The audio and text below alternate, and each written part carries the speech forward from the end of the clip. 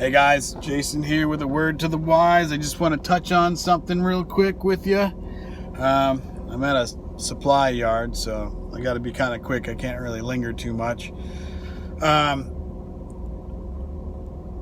want to touch on something, and I'm not saying I'm right. I'm just bringing it to your attention. Let me know what you think if you want. You could say, yeah, it might be a stretch, it might be not. And I think outside the box, like I said, so I like to look at a lot of things. Is it speaking physical, metaphorical, figuratively? And I have to kind of look at things in many different directions, many different ways. A word to the wise. You know, there's a lot of ways you can say things and mean a lot of other things. If we're going to be deceived by the devil and we have a word of prophecy, what could he do to make it so that the world misconstrues what's being said?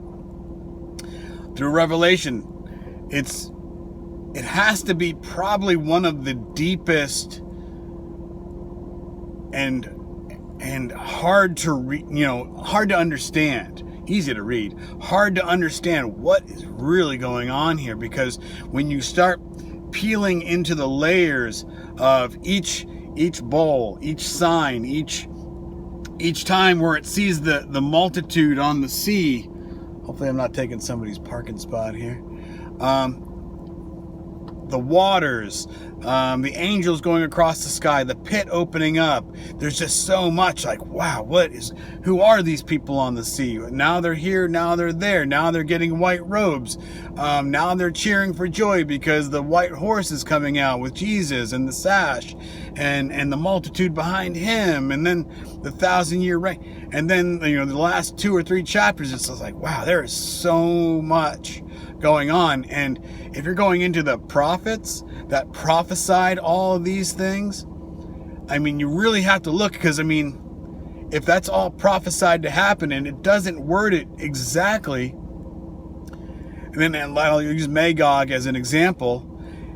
Magog, you could go to Ezekiel 37 through 40 and you can just see a lot of things coming about in those 4 chapters. Very, not long, but just 4 full-on chapters in the Bible.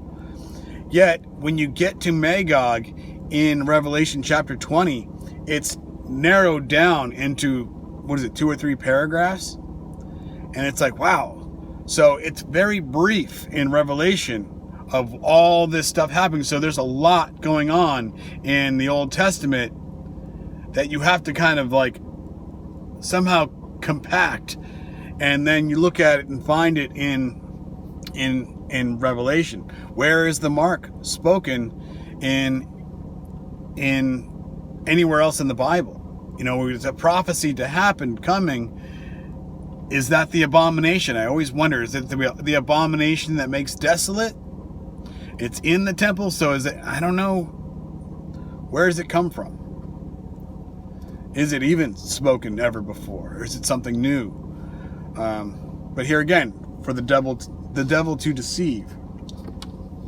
Now, what drew me here was the sword, but now I start looking at the other half of this verse in Revelation chapter 13, and it has gripped me way more.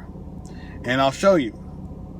So verse 9, if anyone has an ear, let him hear. If anyone is to be taken captive, to captivity he goes. If anyone is to be slain with the sword must he be slain. Now, I'll go into some other verses with the sword, but at first I just want to show you captive and to captivity. Now, looking at older definitions, and here's one from, I think, 1520 was one I found, talking about how you can be almost more captivated, captured by a woman. She's captured my heart.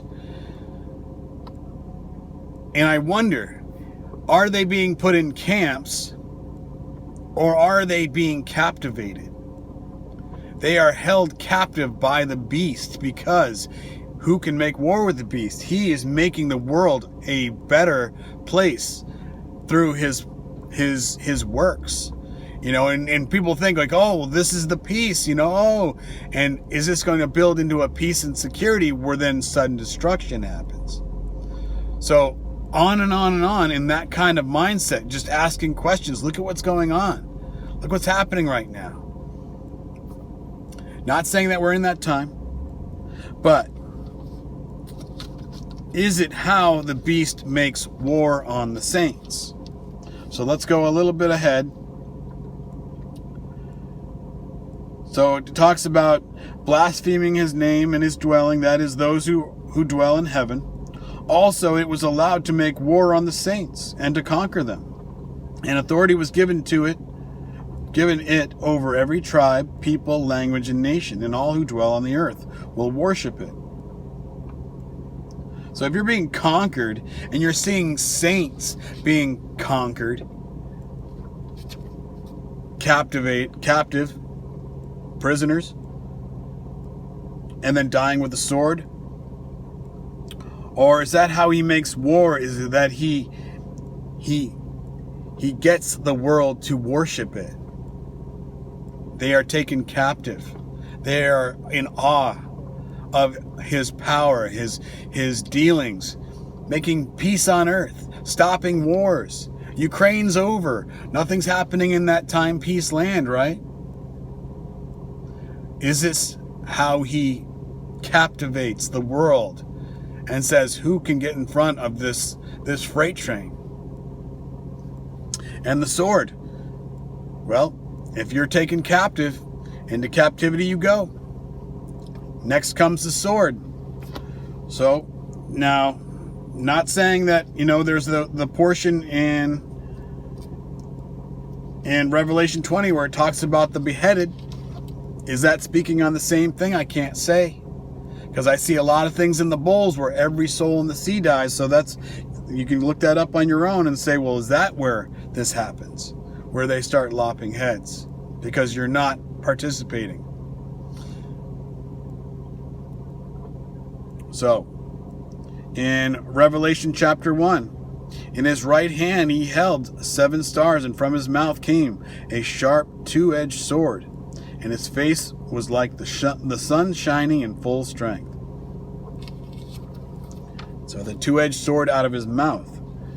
And then Matthew 10, out of Jesus' own words here, saying again, do not think I have come to bring peace to the earth. I have not come to bring peace, but a sword. For I have come to set a man against his father, and a daughter against her mother, and a daughter-in-law against her mother-in-law. And a person's enemies will be those of his own household. Or maybe similar to in Matthew 24, where it speaks of the love of many will grow cold.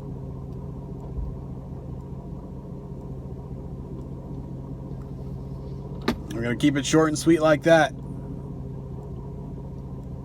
I wonder, the father of lies, the Antichrist, be pretty hard to sit there and convince people to worship you by force in an iron fist. But if you can trick them, deceive them, probably be a lot easier. And then the second beast comes. Worship the image, worship the number of his name. Then comes the mark. So, there again, I'll leave it at that. Word to the wise.